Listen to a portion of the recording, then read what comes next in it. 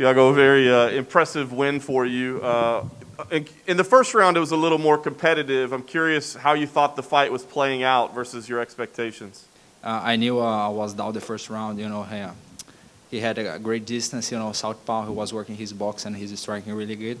So I knew, and my coach, I have great coaches at American Top Team. They told me, move forward. You got to move forward. So I did what they said, and I guess work it out. Yeah, you could say that.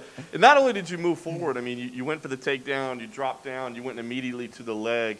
I'm curious, in your head, did you know kind of the sequence that you were expecting when you ran forward like that? Yes, when I go against southpaws, I do this a lot, right hand, and I step it from my right leg, and I go to the double leg. So, and this move I drill a lot because I know he has a really good single leg defense, but he doesn't have a good ground game. So I knew even if I were in the bottom, I would be an advantage for me, So I drilled this a lot, even in the locker room.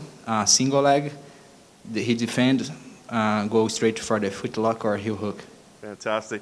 And you were kind of turned the other way, but it looked like maybe he tapped once before the fight stopped. Did you feel that at all, or did you know if he tapped? Yeah, I felt his tapping, but he didn't stop, and the referee didn't stop, so I kept going, and I heard his leg popping a few times.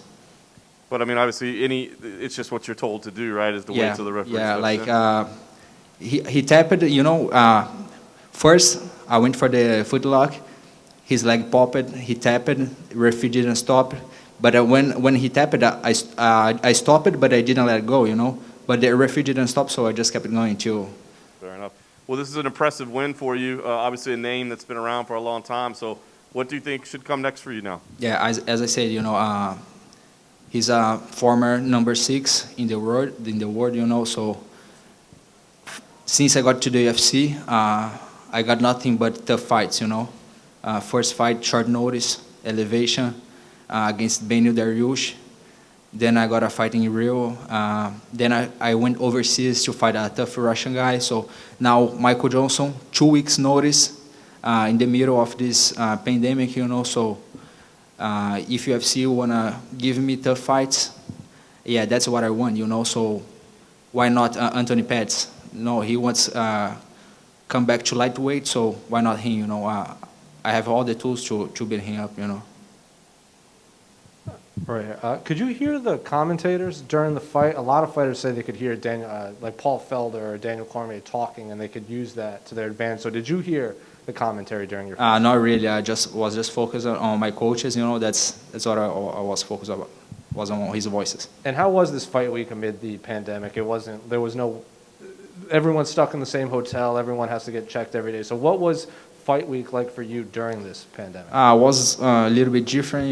We had to get checked every day, make sure everybody was safe. I want to say thank you to the UFC, thank you Dana White and Sam Shelby for making this event happen. We fighters, we are very grateful for this. Last one, what did you make of the news of Jacare's testing positive last week? I hope and I wish safe recovery for him, speedy recovery for him and his family, his corners.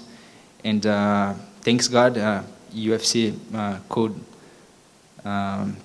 detect that, so they can take care of him now.